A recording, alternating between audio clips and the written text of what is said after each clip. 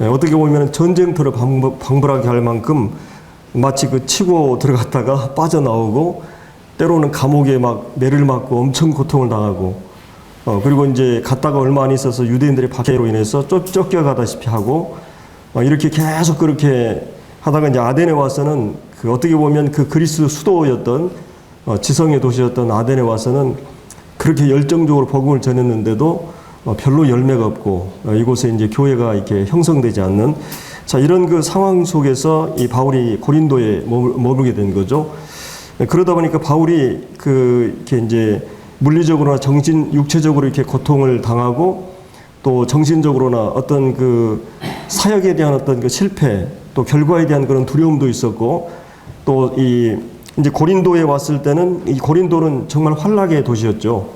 여기는 이제 이 돈이 많은 그런 그 곳이었고 특별히 이 고린도는 그 예수님이 오시기 한 50년 전에 그 줄리아스 시저에 의해서 새롭게 계획적인 도시로서 이제 로마의 그 총독부가 있었고 이런 그 도시였습니다.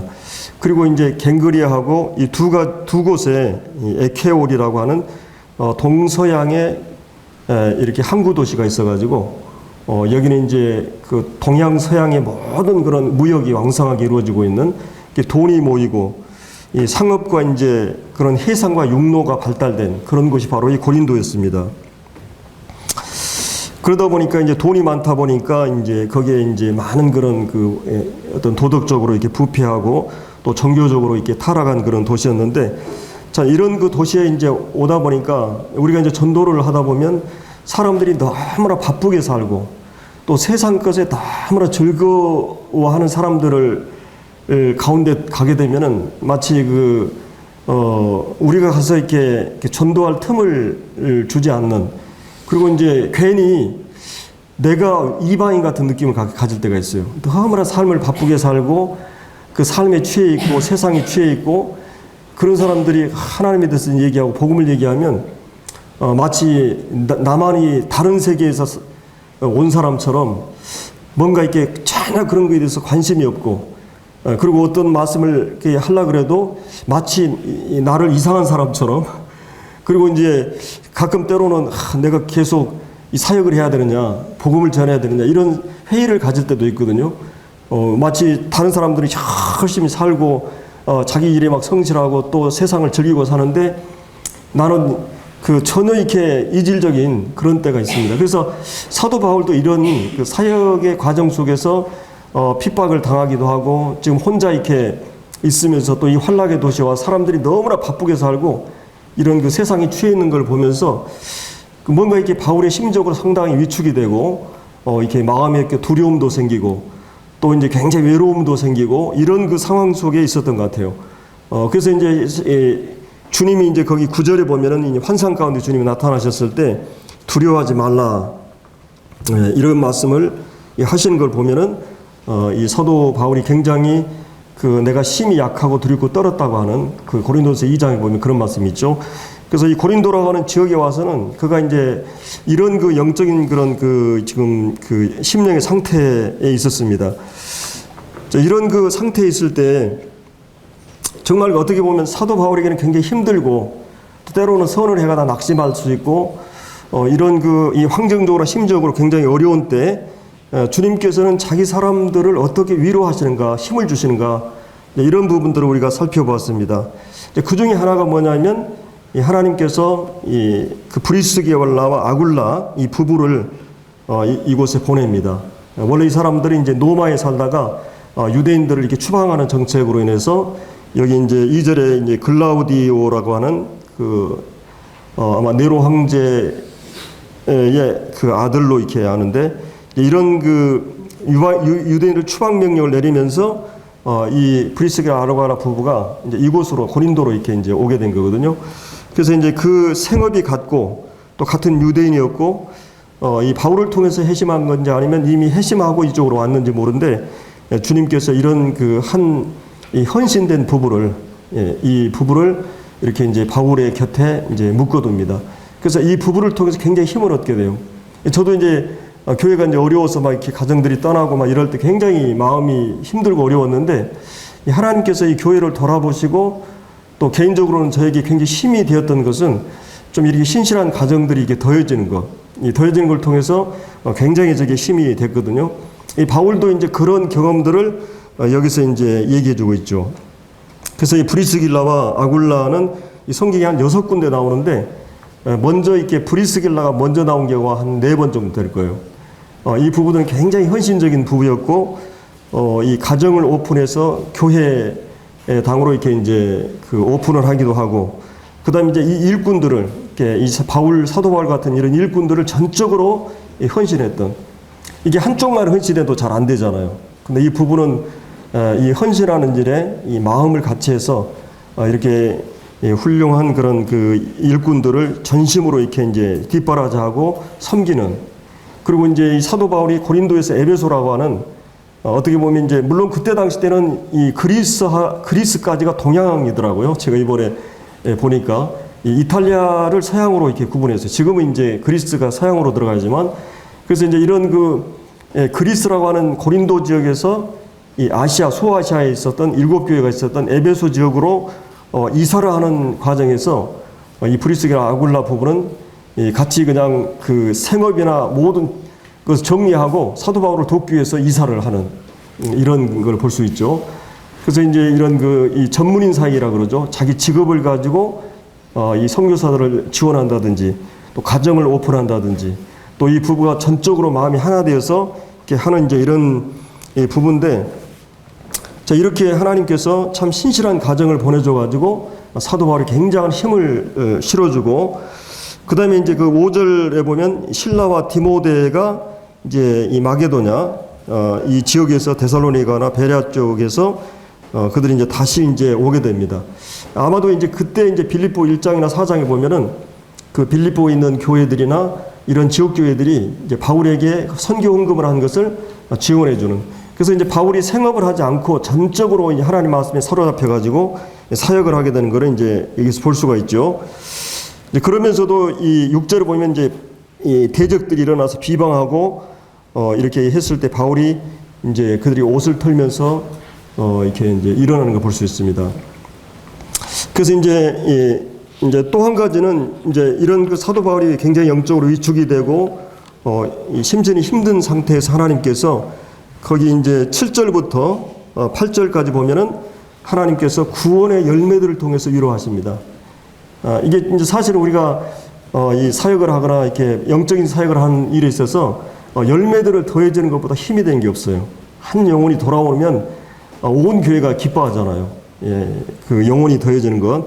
주님께서는 지금 해당장 옆집에 있는 사람 디도 유스도라하고 또 8절에 해당장 그리스보, 그리고 이제 이 로마서 16장인가 보면 고린도의 첫 열매에 대해서 얘기를 하거든요.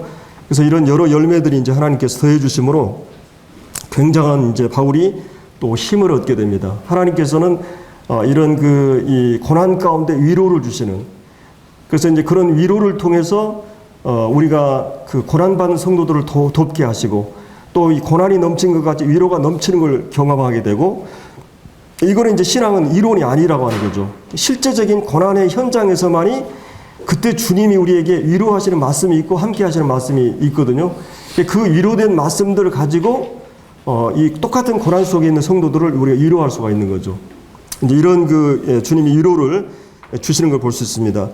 그래서 우리가 사실은 이 바울 같은 위대한, 여러분 서인서를 보면 얼마나 이분이 이렇게 교리적으로나 영적으로 모든 감각이나 균형이 있어서 지성적이면서도 열정적인 사람이었고 좀 흠을 잡을 수 없는 그런 훌륭한 정말 완벽한 그런 분이었는데도 얼마나 이 바울이 연약한 모습인가를 우리가 알 수가 있어요. 사람은 그렇게 대단한 건 아니거든요. 한마디 말에 의해서 막 우리가 그냥 하늘을 나르다 떨어지고 막 그 한마디 말에 상처를 입게 되고, 예를 들어서 우리가 말씀 전하고 있는데 오늘 말씀이 별로였다 막 이러면 이거로 그냥 우리가 평소에는 뭐 그런 거 초연하고 자유롭고 막 이렇게 하는데도 그 한마디 말이 하늘을 나르고 땅에 떨어지고 막 이럽니다. 그래서 사람들이 그렇게 사람이 그렇게 강한 게 아니에요.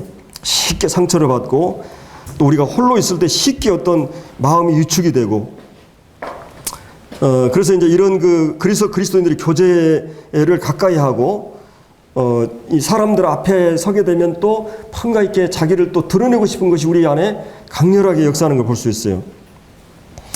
그래서 사람들의 말 한마디, 표정 한마디, 이것이 우리의 그 상태를 막 움직이는 이런 것들을 우리가 이제 경험하게 됩니다.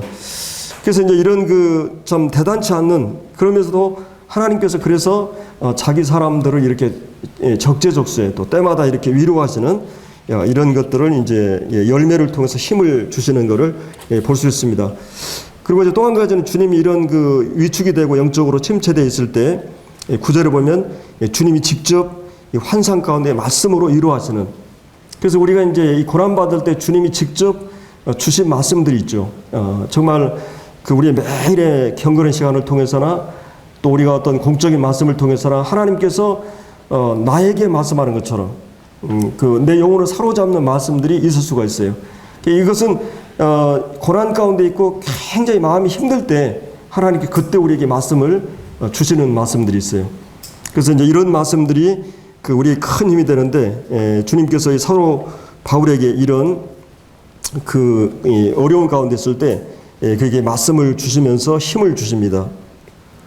두려워하지 말라, 또 침묵하지 말라. 결국은 이 두려움이라고 하는 것은 하나님에 대한 믿음이 무너질 때 이 두려움이 오죠.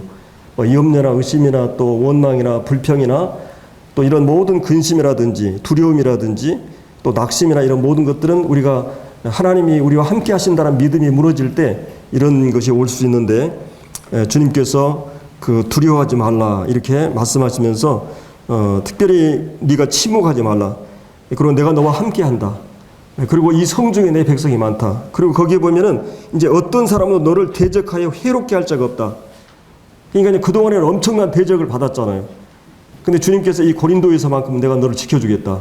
그 말을 하고 이제 12절부터 유대인들이 일제히 일어나가지고 바울을 대적하는데 이 갈리오라는 사람 총독을 통해서 이것이 그들이 이제 고소하죠. 율법을 어기면서 하나님 경외하라고 이렇게 막 고난다고 하면서 바울이 이제 입을 열고자 할 때 갈리오가 딱 막으면서 이것이 이제 어떤 종교적인 문제나 이런 것이면은 이 언어에 관한 문제라면 너희들이 가서 회개하라. 이게 법정에서 이렇게 처리할 수 없다. 그래가지고 그들이 핍박하지 못하도록 딱 이렇게 이제 선을 그어주는 걸 볼 수 있어요. 그래서 하나님께서 그동안 굉장한 많은 박해를 받았어요.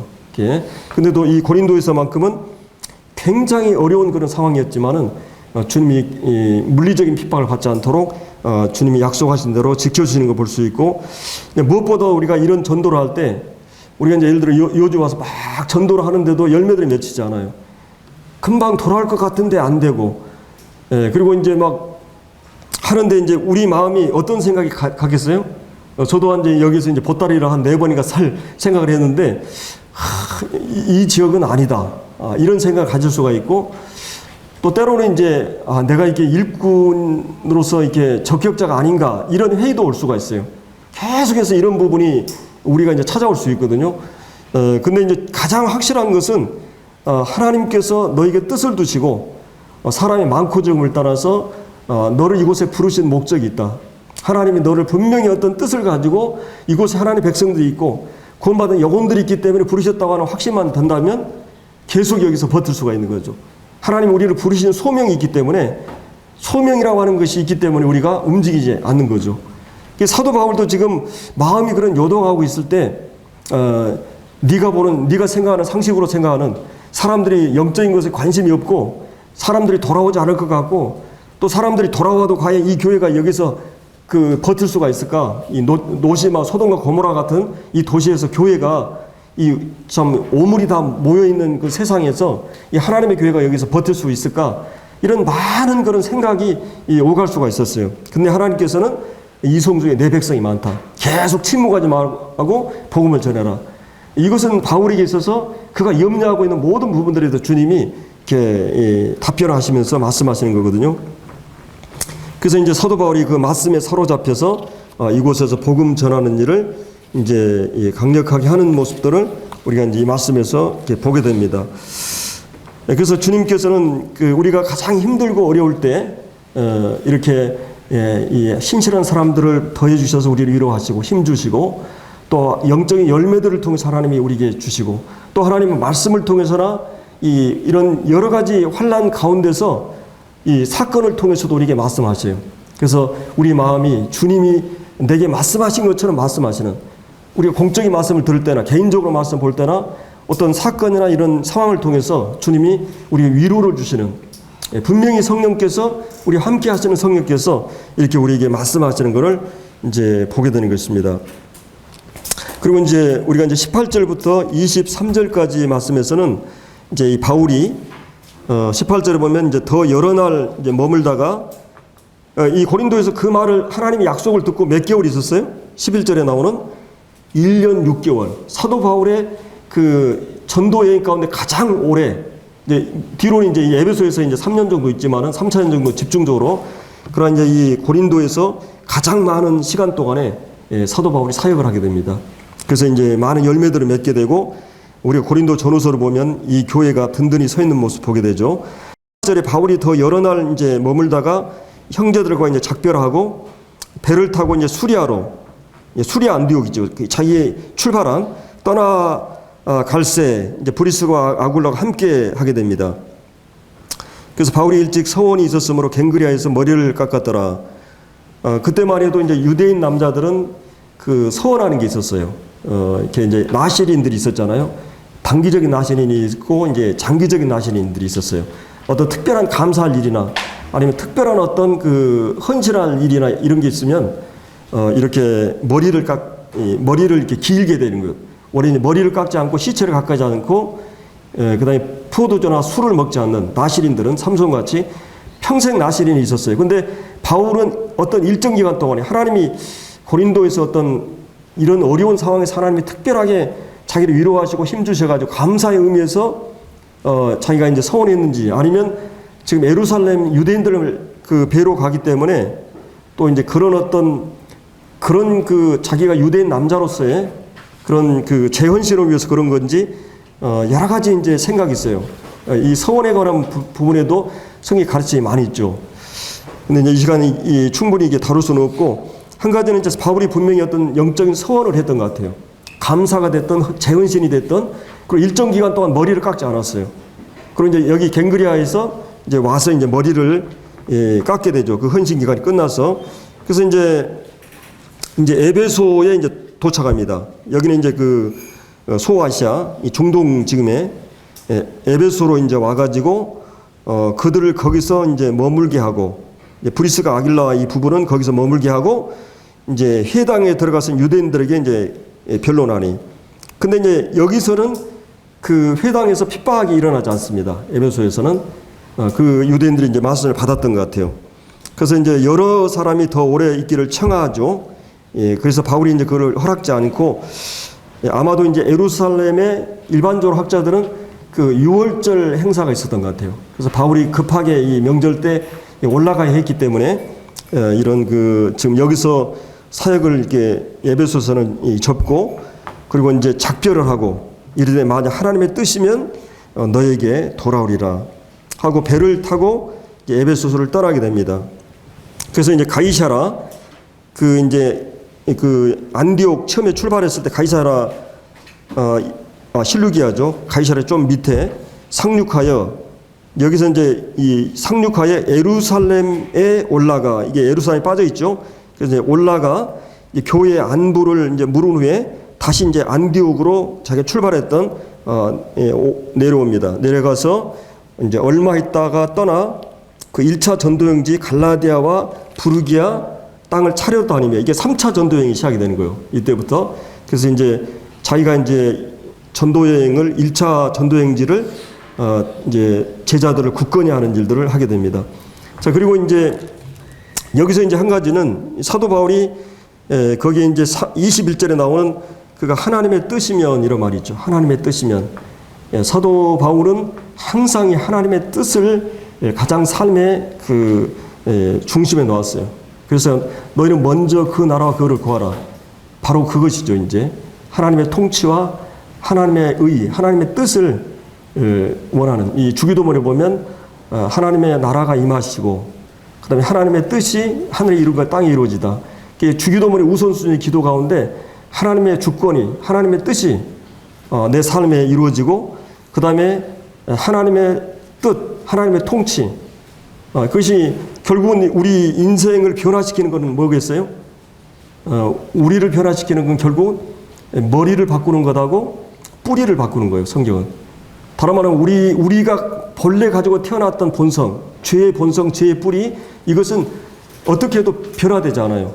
마치 무정란 계란을 아무리 암탉이 안고 있어도 부화되지 않듯이 우리라고 하는 원래 죄인으로 태어난 나의 그 모습 이대로는 내가 교육을 하고 아무리 그 물을 주고 거름을 주고 이렇게 해도 이것은 변화되지 않아요. 원래 우리가 타고난 우리 죄성은 여기에 뭔가 새로운 본성이 새로운 뿌리가 이 새로운 생명이 우리에게 주어져야 돼. 그래서 베드로전서 1장에 보면은 생명과 경건에 속한 모든 것을 우리에게 주셨다 그랬어요. 그래서 이 거듭나게 될 때만이 새로운 생명이 우리 안에 있을 때만이 영적인 감각이 있어야만이 하나님 사랑하게 되고 하나님 믿게 되고 하나님과 교제하게 되고 하나님과 반응하게 되는 이런 그 생명이 주어져야 됩니다. 그리고 결국은 우리가 회심 구원받은 것은 머리를 바꾸는 거죠. 이 머리를 바꾸는 내 머리로 안 되겠다. 그래서 그리스도라고 하는 머리를 그래서 결국은 우리가 주권이 바꿔져야 돼. 신분이 바꿔져야 되고 이 본질이 바뀌어져야 되는데 바로 신분은 뭐예요? 죄의 종에서 이제 하나님의 자녀로 그리스도의 종으로 의의 종으로 그래서 우리가 신분이 바뀌어지기 전까지 내가 노예로 태어났는데 내가 죄인으로 태어났는데 신분이 바뀌어지기 위해서는 어떻게 해야 돼요? 내가 개선하고 노력하고 막 이렇게가 되는 게 아니에요. 이거는 이제 내가 죽었다 깨어나야 되는 것처럼 내가 새로운 사람으로 출생해야만이 신분이 바뀌어지는 거죠. 그리고 본성이 바뀌어져야 되는데 이 내 원래 가지고 있는 본성은 나를 변화시킬 수가 없는 거죠. 근데 바로 이제 우리가 거듭나게 되면서 성령으로 이렇게 우리의 새로운 생명을 우리에게 그래서 이제 죄에 대해서 죽고 의에 대해서 살고 죄에 대해서는 죽은 자요 하나님에 대해 산 자로 하나님과 관계에서 산 자로 여길지어다 이렇게 말하고 있어요. 그래서 우리의 삶은 이제 하나님의 뜻이 머리 대신 그분의 뜻을 그분의 주권과 그분의 뜻을 따르는 것이 그리스도인의 삶이에요. 그래서 늘 우리가 그렇게 기도해야 되고 모든 범사에 모든 일에 주님 앞에서 이렇게 물어야 돼요. 이 다윗의 삶과 사울의 삶의 차이가 뭐예요? 어떻게 보면 사울이 도덕적인 면에서는 더 나을 수 있어요.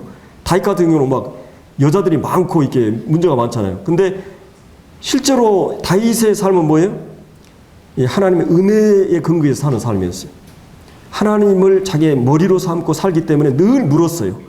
하나님께 묻고 의지하고 하나님의 힘으로 살았어요. 은혜의 힘으로 사는 사람이에요. 삶이. 근데 지금 사울은 어때요? 자기 경영을 한 사람이에요. 자기 의를 가지고 자기의 꼼수나 잔머리 가지고 자기 생각으로 인생을 이렇게 살려고 하는 사람이에요. 그렇기 때문에 사울은 하나님 앞에서 악한 자가 된 거예요. 하나님과 의논하고 묻고 이렇게 하지 않은 거예요. 그렇기 때문에 하나님의 뜻을 쫓아서 우리가 살아가야 된다. 이게 이제 사도 바울의 삶이었어요. 우리 주님의 삶도 어땠습니까? 너희 안에 이 마음을 품으라. 이 주님은 이 하나님의 뜻이 모든 삶을 지배했어요. 그래서 주님은 때를 기다리고 항상 하나님의 뜻 앞에서 자기를 복종시켰어요. 하나님의 묻고 그러니까 주님의 마음 뭐예요? 하나님을 사랑하고 영혼들을 사랑하는 그 사랑의 마음에서 자기를 비우고 자기 뜻을 비우고 하나님의 뜻 앞에 자기를 복종시켰어요. 이게 이제 주님의 전 삶이었고 바울의 삶이었습니다. 그럼 매사에 하나님 뜻 앞에 자기를 이제 복종시키려고 하는 그런 삶을 살았던 것을 볼 수 있습니다. 이 하나님의 뜻이면 물론 이제 하나님의 뜻에는 두 가지 크게 있죠. 주권적인 하나님의 뜻. 이것은 하나님께 주권적으로 움직일 수 없는 하나님의 뜻이 있어요. 이건 우리하고 동의하고 막 의논회가 되는 문제 아니에요. 근데 한 가지 도덕적인 뜻이 있어요. 이 도덕적인 뜻은 하나님께서 우리 인간의 결정에 의해서 그러니까 이제 구원받기 전에 우리는 자기 결정권이 없었어요. 인간이 탁 타락하자마자 자유의지가 박탈돼 버린 거죠. 종이에요. 종은 자기 어떤 뜻이나 자기 결정권이 없어요. 무조건 주인의 뜻을 따라요. 이제 죄의 종이고 마귀의 종이었어요. 근데 거듭난 성도들만큼 이제 어떻게 돼요? 자기 결정권이 있어요.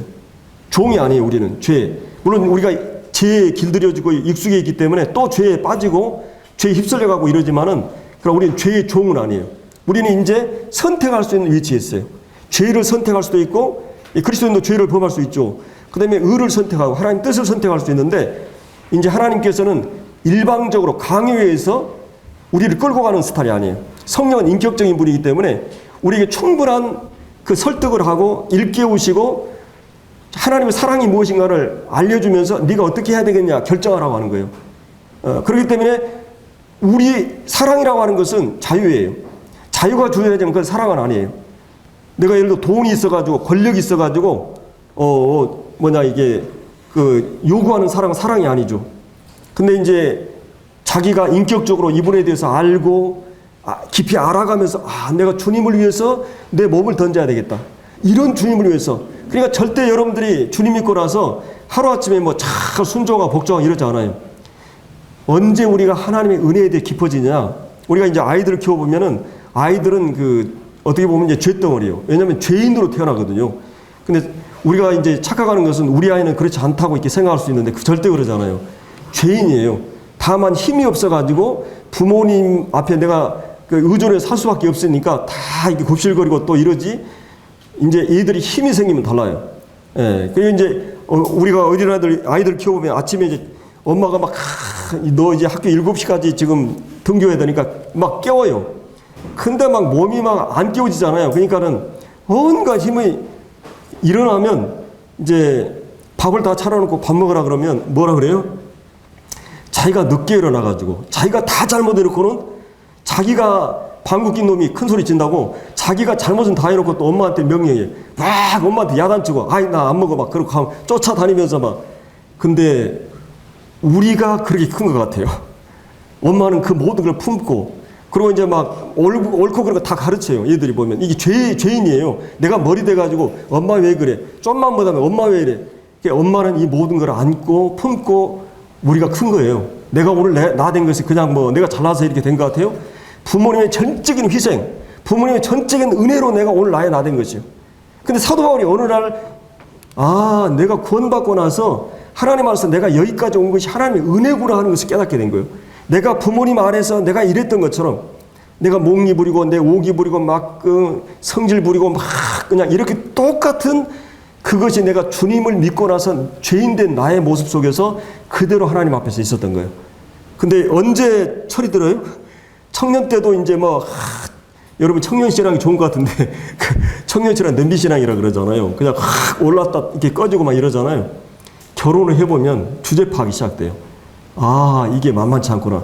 청년신앙이라 형제, 자매, 훌륭한 신앙이라 그러는데 결혼 딱 해보니까 부부싸움 하면서 내가 이것밖에 안 되는가. 처절하게 이제 나를 주제를 파악해 가는 거예요. 그리고 이제 아기를 낳아서 키워보니까 내 부모가 철이 이제 그때 들어가는 거예요. 여름에 구원받고 나서 어느 날 내가 확 달라질 것 같아요? 저는 절대 그거 안 믿어요. 성경적으로 보나 우리 경험을 보면 여러분들이 여러분 인생에 한 20년, 30년 가면서 차라리 실패하고 좌절하고 무너지고 하면서 철이 이제 그때 드는 거예요. 주님의 은혜로 내가 있구나. 그렇기 때문에 이 자식들은 부모님의 은혜로 내가 오늘 여기에 왔다. 이거를 언제 깨달으냐면 내가 조금 성숙해가지고 부모님 입장에서 이제 일을 해보고 부모가 되어보고 이렇게 되면 부모의 입장을 파악하고 이해하게 되는 것이. 하나님 앞에서 우리가 그래요. 우리가 사실은 하나님의 전적인 은혜로 우리가 살아있거든요. 창조 기사를 보세요. 하나님이 첫째 날 6일 동안 다 창조해놓고 다 완벽하게 준비해놓고 마지막 날 사람을 만들어요. 그리고 우리 인간은 안식으로부터 출발해요. 여러분 구속도 마찬가지죠. 하나님의 예수님을 통해서 우리에 대한 선택과 구속을 완벽하게 다 준비해놓고 그 다음에 성령님의 역사를 통해서 이 진리를 비춤을 주어가지고 깨닫게 해주셔가지고 이게 전적인 하나님의 은혜예요. 죽은 사람한테 명령하면 아무런 반응을 못해요. 눈 감은 사람한테 아무리 명령해도 볼 수가 없어요. 예수 믿으시오 이 말은 내가 어떻게 해가지고 믿는다고요? 그렇지 않아요. 여러분 구원받거나 시간이 가면 갈수록 하나님이 내 인생에 개입하셨구나. 여주라는 이 지역에 복음이 들어오고 하나님이 나를 위해서 누군가가 기도했고 그래서 내가 오늘 이 하나님이 준비한 이 완벽한 구원을 성령의 은혜로 내가 이 믿음의 자리에 있었구나. 이게 하나님의 다 은혜예요. 창조 속에서 구속 속에서 내가 은혜로 내가 여기 있어요. 수고 무거운 짐진 자들아 다 내게로 오라. 내가 쉬게 하리라. 쉼으로부터 우리는 출발해요. 은혜로부터 출발하는 거예요. 그래서 이 사도 그 바울은 이 은혜라는 단어에 충격을 당한 사람이에요. 율법을 통해서 자기가 막 지키고 노력하고 막 이게 훈련하고 내가 어떻게 해가지고 자기 의를 세워서 내가 되는 줄 알았는데, 아, 하나님의 은혜로 내가 있게 되구나. 이 하나님의 은혜가 나를 오늘 나되게 했구나. 이거를 깨달게 된 것입니다. 그래서 이제 우리가 이제 하나님의 뜻이면 하게 되리라. 그래서 그 절대적인 하나님의 뜻은 우리가 요지부동합니다. 움직일 수 없는 거죠. 근데 상대적인 뜻, 이 도덕적인 뜻은 우리가 선택하는 거예요. 내가 세상이 내 안에 들어오게 하는 문단속은 다 내가 하는 거예요. 뭐 하나님이 대신해 주는 건 아니에요. 사단이 여러분을 막 우리가 범죄하고 나서 아, 사단 핑계 대는데 핑계 이거 말이 아니에요. 내가 다 선택하는 거예요. 그리고 실패한 선택을 통해서 하나님은 우리에게 지혜를 주세요. 아, 이게 잘못됐구나. 그리고 죄를 범한 성도들은 마음 무거워요. 막 답답해요. 세상 살맛이 안 나요. 삶의 의미가 무엇인가? 구원받지 않은 사람은 재미있는 게 많아요. 근데 구원받은 사람은 세상 사랑하고 세상 깊이 들어가면 마음이 답답해져요. 뒤끝이 안 좋아요. 막 몸이 개운하지 않고 잠 제대로 못 자면 마음이 무겁고 막 힘든 것처럼 주님 앞에서 바로 살지 않으면 그런 게 성도의 마음이에요. 근데 그것도 이제 계속되면 화인 맞아질 수도 있는데 양심이. 근데 하여튼 그럴 때 우리가 어떻게 해야 됩니까? 아, 이러면 안 되겠구나. 이러면 안 되겠구나.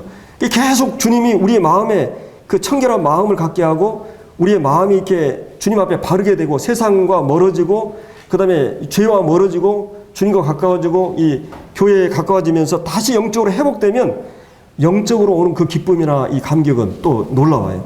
세상에 주는 어떤 죄부터 오는 낙과는 비교될 수 없는. 그렇기 때문에 이제 우리 그리스도인들은 이런 선택적인 삶을 살게 되는 것이 도덕적인 이 뜻이 있어요.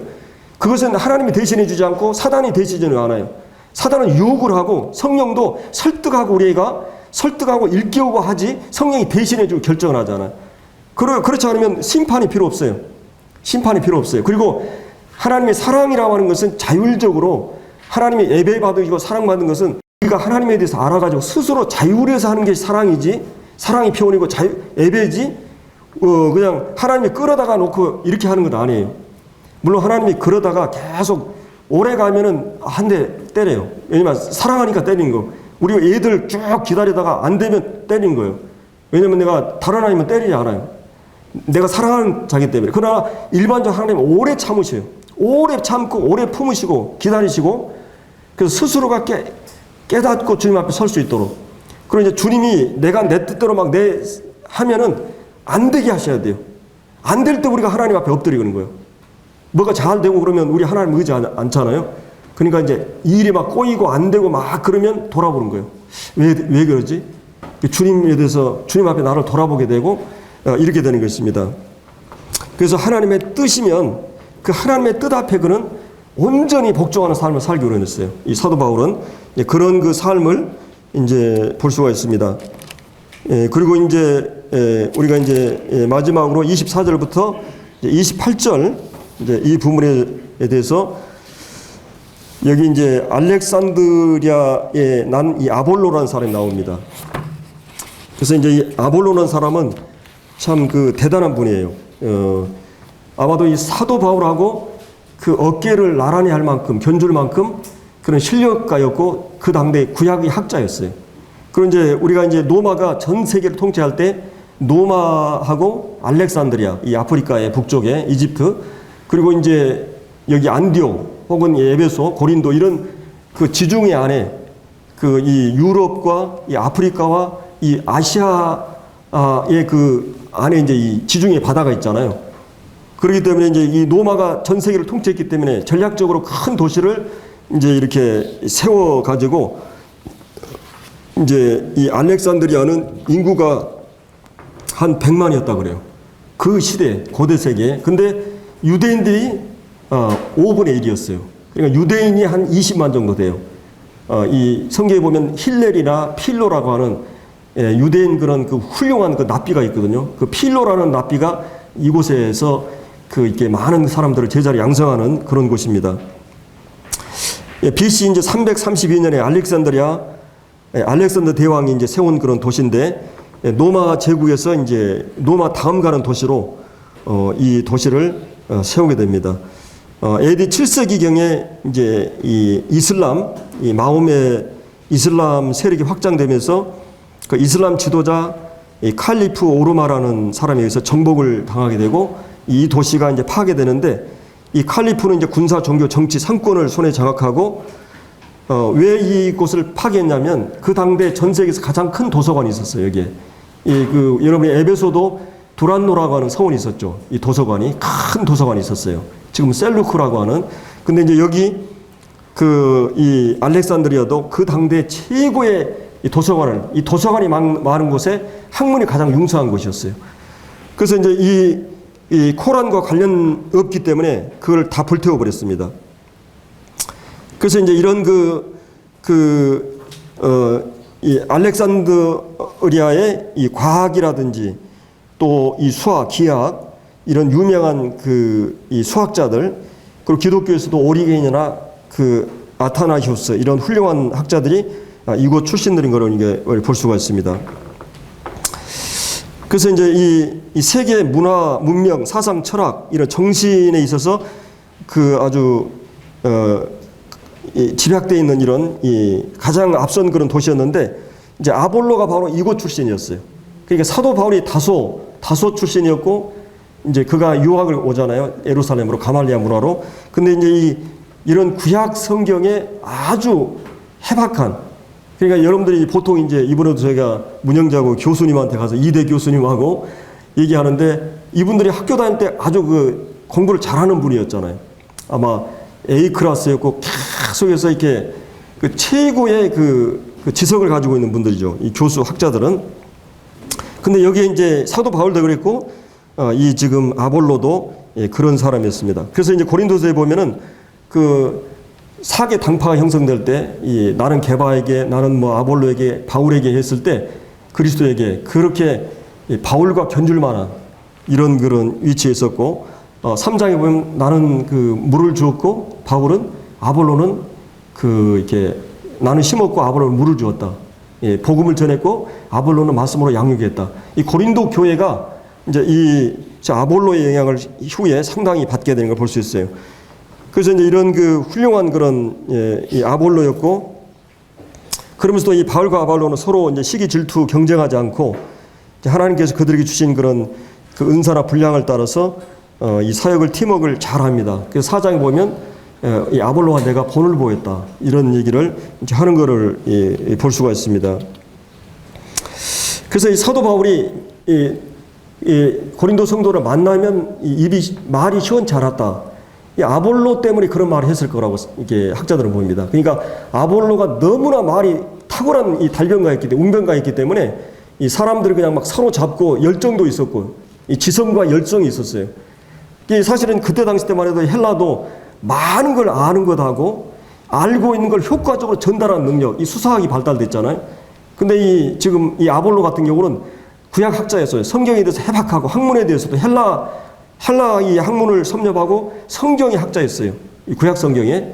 여기 이제 이 24장에 보면 그렇게 나오죠. 아볼로는 언변이 좋고 뛰어나고 이 성경에 능통한 이 구약 성경이죠. 그러니까 이 성경 지식이 해박하고 아주 언변에게 탁월한.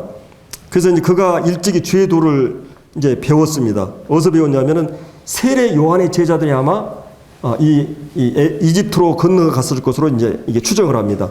그래서 이제 세례 요한의 도만을 가지고 이제 예수님이 누군 것을 열심히 가르쳤어요. 근데 이제 요한의 세례에만 알 따름이라. 그래서 그가 이제 회당에서 담대히 말하기 시작하거늘 브리스게로 아굴라 그 부부가 거기 있었잖아요. 에베소에. 그거 딱 들어보니까 핵심이 빠져 있는 것이요. 이 세례 요한의 회개 세례만, 예수님의 성령의 세례, 예수님의 사역과 죽으심과 부활과 지금 오순절날 성령 임하심, 이런 부분에 대해서 이제 모르고 있었던 거예요. 그래서 이제 우리가 여기서 생각해 볼 수 있는 거는, 제가 이번에도 이제 교수님하고 교제하면서 거의 한 30년을 교회 다니셨어요. 그리고 아주 복음적인 노선에서 복음을 잘 알고 있었어요. 근데 교제를 딱 해보니까 뭔가 이렇게 통하지 않아요. 구원받은 사람은 딱 얘기해보면 어느 정도 알잖아요. 아, 이 사람이 영적으로 이게 교통이 된다, 안 된다는 걸 딱 알 수 있거든요. 그래서 제가 어떻게 구원받은가를 묻기보다 구원받은 사람에게는 이런 결과나 열매들이 있습니다. 증상이 있습니다. 이거를 쭉 설명하는데, 아, 이분이 이게 경로했어요. 그런데 내가 자세히 주춤하고, 얘기를 중단했어요. 왜냐면 이 얘기를 들어가니까 이분이 자기는 그런 게 없거든요. 구원받은 생명이 있는데, 말씀을 사모하고, 그 다음에 말씀이 깨달아지고, 그리고 이제 막 영혼들에 대해 불쌍히 여기고, 전도하고 싶은 마음, 그리고 이제 교회에 나가고 싶은 마음, 이런 그 영적인 그런 의욕, 영적인 생명의 증상들이 이제 나타나지 않은 거예요, 이제. 성령이 그 안에 내주하게 된다면, 이 결국은 아볼로의 문제는 뭐였어요? 행위와 은혜에 있어서, 지금 아직도 은혜에 대한 복음을 확실히 몰랐어요. 그 다음에 학습을 통해서 이 점쟁이들도 학습해가지고 점쟁이가 있고, 진짜 귀신이 들려가지고 점쟁이가 있어요. 그러니까 그리스도인도 학습해가지고, 오늘 교회들이 다 학습해가지고 하잖아. 물론 우리가 이제 복음을 전할 때 잘 이렇게 바까리를 해야 되기 때문에 학습하지만, 결정적인 것은 뭐예요? 성령이 결정적인 순간에 비춰줘야 돼요. 아, 이거구나. 이게 확신을 가지지 않으면, 비침이 없으면, 성령의 역사가 없이는 믿음이 세워지지 않아요. 금방 무너져 버려요. 그렇기 때문에 지금 여기서 이 아볼로는 어떤 사람이에요? 25절에 그 죄도를 배워가지고 학습해가지고 하는 거예요. 근데 결정적으로 성령이 한순간에 이 진리를 비춰주고 그때는 내가 수동적이 돼버리는 거예요. 이게 그냥 눈을 뜬 것처럼, 그렇구나. 이게 딱 확신이 오는 거예요. 그래서 이런 그 성령님의 역사가 빠져버렸어요. 그래서 여기 이제 19장에 이 바울이 19장 2절에 그런 말 있잖아요. 너희가 믿을 때 성령을 받았느냐. 이 얘기를 하는 거예요. 그러니까 그리스도의 영이 나타남보다 더 중요한 게 뭐예요? 그리스도의 영이 내주하느냐 이거예요. 내주하느냐. 오늘 이 고린도 교회는 뭐예요? 성령하고 막 체험, 방언, 막 기적, 신유 막 나타남에 대해서 오늘날 기독교가 많이 하는데, 성령이 인격적으로 내주하게 되면 인격적으로 말씀을 지성에 깨닫게 하고 감정에 감동을 주고 의지적으로 그 말씀을 순종하도록 역사해요. 성령님의 역사는 비교적 인격적이에요. 그분은. 근데 이런 그 성령님의 역사와 인도하심이 이제 없는 거죠. 이 아볼로는 굉장한 박학한 지식을 가지고 성경의 지식과 예수님에 대한 지식 다 알고 있었어요. 그러니까 예수님 지식을 많이 가지고 있던 서기관의 학자들이 예수님이 오셨을 때 아기 태어난 거 다 바삭하게 알고 있었잖아요. 근데 예수님에 가지 않았어요. 예수님을 개인적으로 인격적으로 만나는 것은 이게 그냥 아무것도 아닌 것 같은데 하늘과 땅의 차이예요. 나는 개인적으로 주님을 만났는가? 성령이 어느 날 이 말씀에 대해서 이런 확신을 주었는가? 물론 이제 성령이 이 소경이 눈을 뜰 때 그냥 스위치 딱 누르면 탁 뜨는 사람도 있고, 이 사도 바울 같은 사람이죠. 근데 아볼로가 사도 바울 같이 구원받았으면 어떤 분이 얘기하는데 쇼크, 심장마비 일어난다는 거예요. 그래서 이 아볼로 같은 경우는 주님이 이 브리스가 아굴라 같은 이 조근조근하는 이 부부를 데려다가 식사 한잔 한번 합시다 그러고 성경 말씀 쭉 풀어주면서 바로 예수님이 이렇게 했고 이렇게 해서 예수님이 부활하셨고 지금 성령으로 임하셨고 이 교회 역사가 막 이런 얘기를 쭉 하니까 이분이 이제 그 말씀을 다 받아들인 거예요. 바울 같은 사람은 어때요? 조근조근하게 아볼로 같이 전도하면 바울은 바로 잡아다가 그냥 체포해가지고 이렇게 해버릴 거예요. 그러니까 바울은 주님이 그냥 다메섹 도상에서 그냥 꼼짝 못하도록 이게 하는 거예요. 빌립보 간수도 그러고. 근데 누디아라든지 이 아볼로 같은 사람은 개인적으로 만나가지고 조근조근 얘기해가지고 그리고 딱 그냥 하는 거예요. 그러니까 구원받은 경우는 바울 같은 경우도 이 디모데 같은 경우도 있어요. 어려웠던 성경을 알았는데 이 성경이 구원에 이르는 지혜가 있게요. 소경이 눈 뜰 때는 어떻게 해요? 스치 딱 누르면 딱 뜨는 경우도 있고 동력의 해가 서서히 밝아오듯이 이 믿음의 확신을 갖는 경우도 있어요. 이 구원에 이르는 지혜가 있게 한다 그랬어요. 그러니까 이제 이 소경들이 만나가지고 나는 이렇게 눈 떴다. 나는 서서히 눈을 떴다. 나는 지르게 해가지고 이렇게 눈을 떴다. 어떤 사람은 예수님이 말 한마디에 딱 눈 떴다. 다 만나가지고 자기 체험을 얘기하는 거예요. 나는 이렇게. 그러니까 이제 이 확실하게 바로 눈 뜬 사람이 너 가짜야. 이럴 수 있어요? 그렇지 않은 거예요. 한 가지는 지금 보느냐가 중요해요. 내가 영적인 감각이 있냐가 중요해요. 내가 죄를 범할 때 마음이 답답하고 어렵고 아니면 성령 안에서 삶을 계속 살고 싶어하는 교회에 와야 내가 마음이 편안하고 말씀을 가까이 해야 되고 이런 그 영적인 감각이 생명의 감각이 내 안에 실제적으로 살아있느냐가 중요한 문제입니다. 그래서 이 아볼로는 이제 이런 그 여기서 이렇게 개인 전도를 통해서 이 변화가 됩니다. 그래서 이분을 통해서 이제 그 여기 26절에 나오는 그 이제 아볼로가 이제 회심하기 전에 어떤 사람인 것 얘기했죠. 대단한 사람이었어요. 근데 회심의 과정에 대해서 얘기를 했어요. 과정. 그다음 회심의 결과를 27절 보세요. 아볼로가 아가야로 건너가고자 함으로 아가야는 이제 그 고린도예요. 건너가고자 함으로 형제들이 그를 격려하여 제자들이 편지를 썼어. 이게 최초의 기독교 청거서예요. 예. 이 지금 형제들이 청거서를 써가지고 이 아볼로가 구원받은 형제고 이런 은사를 가지고 있다. 그래서 그들을 이제 가가지고 써 영접하라 하였더니 그가 감에 은혜로 말미암아 이 하나님의 은혜로 말미암아 믿는 자들에게 구원받은 성도들에게 많은 유익을 주었다. 여러분 이제 고린도 전후서로 보면 알아요. 아볼로가 얼마나 영향이 컸는가. 그리고 그 헬라 도시에서는 아볼로 같은 사람 굉장히 선호해요. 왜 그래요? 많이 알고 말을 수사하기 뛰어난 사람들이 그 지역에서는. 근데 아볼로의 사역에 어마어마하게 영향을 미쳤어요. 예, 뒤로는 이 바울과 견줄 만큼 영향력을 행사한 거예요. 뒤로는 그래서 아볼로가 저기 고린도 성도들한테 의도적으로 안 갑니다. 예, 저기 바울하고 막 경쟁시키니까 아볼로가 그렇게 훌륭한 인격을 갖고 있어요. 다른 성경에 보면. 그래서 이제 이 믿는 자들에게 많은 유익을 끼쳐주는 걸 볼 수 있습니다. 성도들에게 말씀으로 무장시키고 그들 영적으로 힘을 주고 그렇게 해서 유익을 주고 그 다음에 28절에 이는 성경으로서 예수님은 그리스도라고 증언하여 그 구원받지 않은 유대인들을 그냥 이겨버린 거예요. 말씀의 근거에서 막. 그래서 이런 그 영성과 그런 이 은사를 하나님 주셔가지고 이런 그 변화된 모습들을 이렇게 보게 됩니다. 그래서 오늘 저희들이 정말 하나님께서 어떻게 우리에게 힘을 주시는가 이런 것들을 생각해 봤고 또 하나님의 뜻이라면 이 바울의 좌우명 하나님의 뜻이라면 그리고 이 아볼로가 그가 어떤 과정을 통해서 변화되었는가 이런 것들을 한번 살펴보았습니다. 기도하고 같이.